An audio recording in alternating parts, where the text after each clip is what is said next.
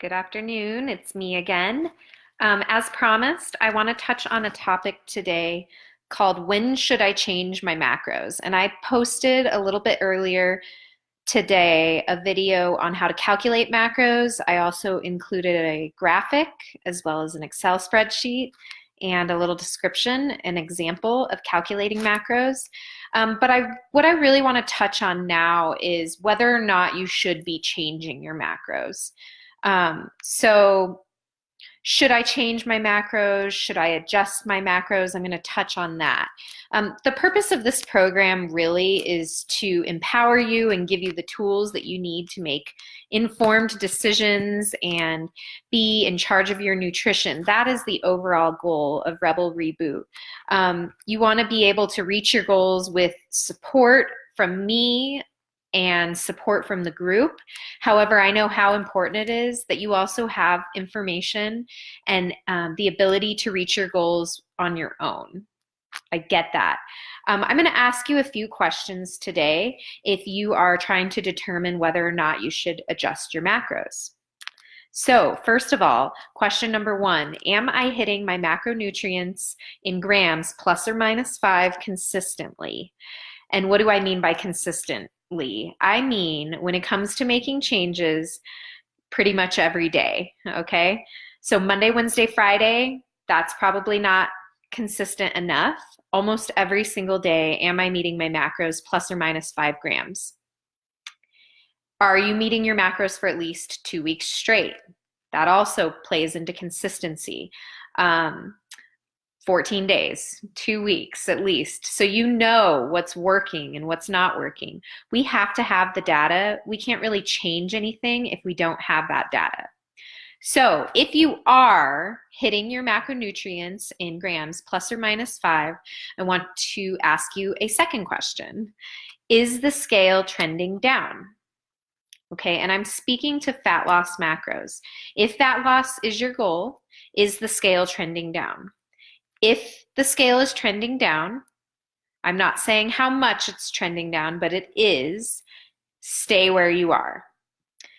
If you're consistent for 2 weeks straight, but no, the scale is not trending down, let's look at some other indicators of progress. And we've touched on this many times. I want to talk about progress photos, the way clothes are fitting, body measurements, and the way that you feel. We all know that the scale can be a terrible indicator of progress, especially as you get closer toward your goal or if you don't have a lot of weight to lose. But you are more, if you don't have a lot of weight to lose, you may be more interested in body recomposition and things like that. When you're already thin, the scale is not a really great indicator. And it's not really a great indicator for progress for most people. It's just one piece of data. It's one piece of evidence. It's one way to measure progress. It is not the indicator of progress. Look at your photos.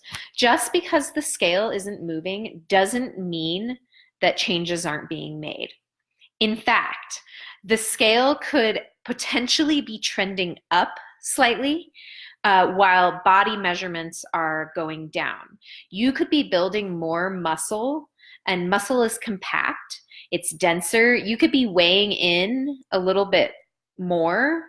However, the waistline is shrinking or something like that.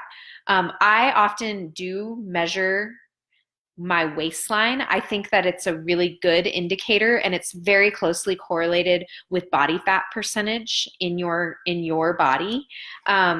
So measure the waistline, right? We don't want to use the scale as our only key measurement. Am I feeling better? Am I sleeping better? How else am I progressing? To clarify though, if you are still not progressing on any of these things and the scale is not going down, we do need to ask some additional questions.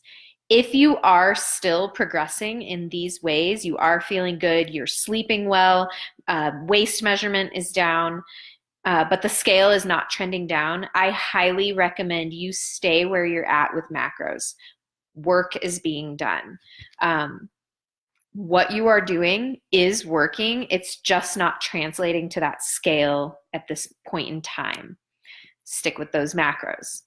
If you're hitting plus or minus 5 grams, you aren't seeing progress in what we just talked about with the scale and or measurements and or the way you feel, it is now time to ask yourself the third question.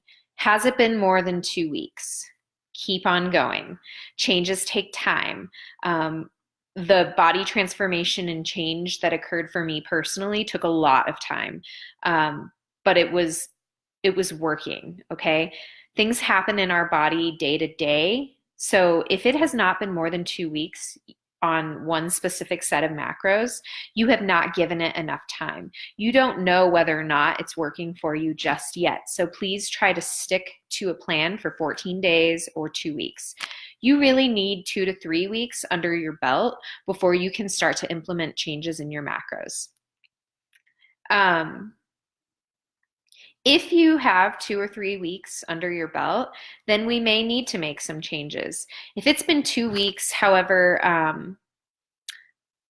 if it's only been 2 weeks, and like for the females in the group, for sure, and you're about to start your cycle, please hold off on making changes just yet. Go back and watch the video that I posted on female hormones, your cycle, your weight. You're going to be puffier. Wait until your cycle is over so that you can reassess and notice whether or not you need to make changes. All right, now, if the scale has started to go down, you may want to consider adding a little bit of carbohydrates and fats, okay? And what I'm talking about is about 5 to 10 grams of carbohydrates and as little as 1 to 2 grams of fat. And this is if scale's trending down, you're seeing progress, okay? I want you to go ahead and get ahead of the curve when it comes to a plateau. If you gradually add a little carbs and fats while you're losing the fat and the weight, you're going to continue to lose weight and avoid the plateau effect. If you are 4 to 6 weeks in, we're coming toward the end of Rebel Reboot, this is a great time to think about this, and you notice weight is going down. What you really want to do is you want to fight that body adaptation a little bit by adjusting slightly up on those carbs and fats. Your body adjusts, right? Your body gets used to caloric deficit and it becomes your new normal. We want to stay a little bit ahead of that. If you're adding 5 to 10 grams of carbs and as little as 1 to 2 grams of fat, you're not going to reverse what you're doing. If your body is taking to the macros really well and you're losing a lot of weight or a substantial amount of weight, especially if you're losing more than really 2 pounds per week, I really want you to increase your carbs and fats to avoid that plateau. And this is something that I have personally experienced. So if you have questions or you think this is what's happening, please reach out to me individually. I want to just touch on kind of the top 5 reasons that you do want to change your macros. So the beginning exercises and those questions we're asking are if you're in fat loss macros and you're questioning whether or not progress is happening, you need to ask yourself a few questions as far as consistency with macros and whether or not you're sticking to it for a long enough period of time. Asking yourself if it's the right time in your cycle, things like that.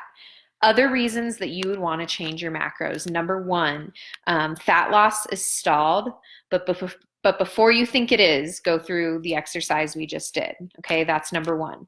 Number 2, if you lost a lot of weight, okay,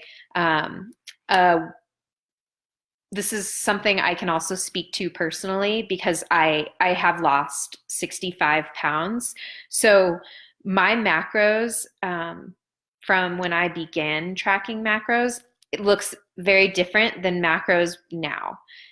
It actually doesn't look as different as you would think, but if you have lost a substantial amount of weight after tracking for a while, then you may want to adjust macros. It's all based off of size, right?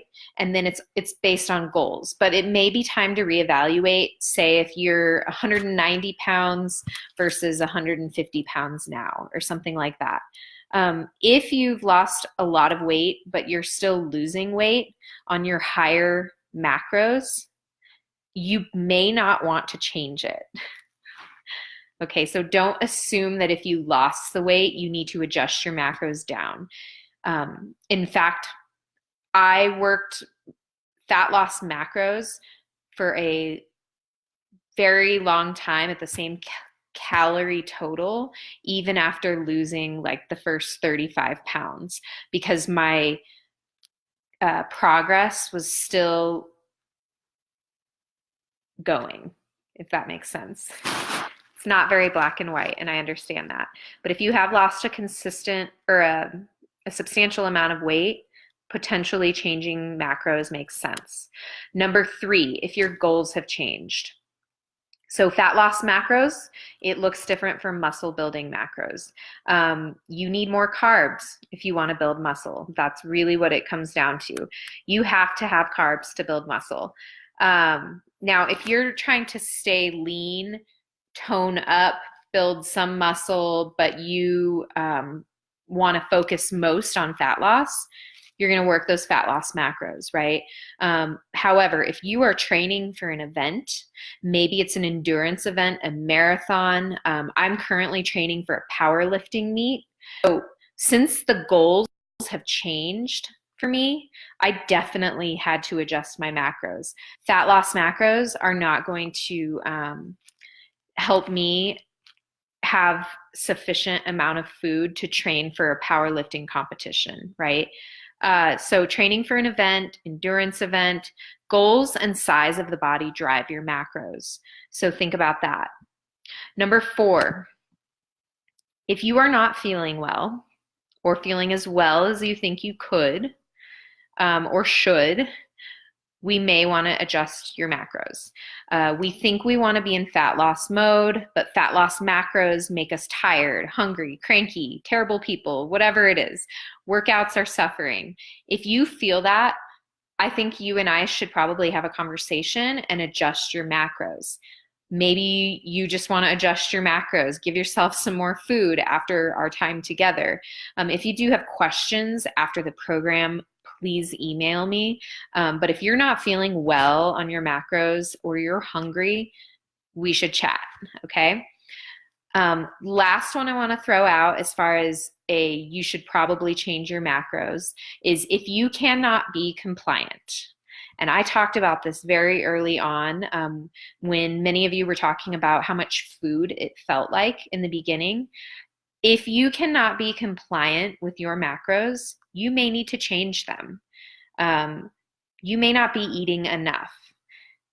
I really recommend, as far as fat loss macros, not going below a 10 times multiplier. I have experienced before clients who take their macros after we've worked together and coached together, and they try to go more aggressive with caloric deficit. I don't recommend it, honestly. And usually when they try to do that is when they can't be compliant.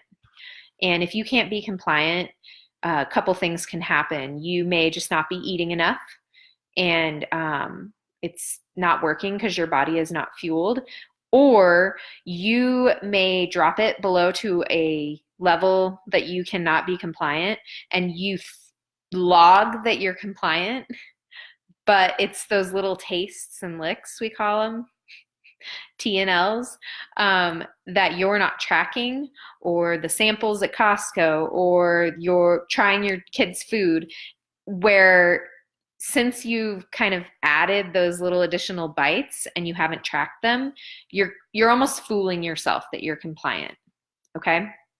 Something to think about.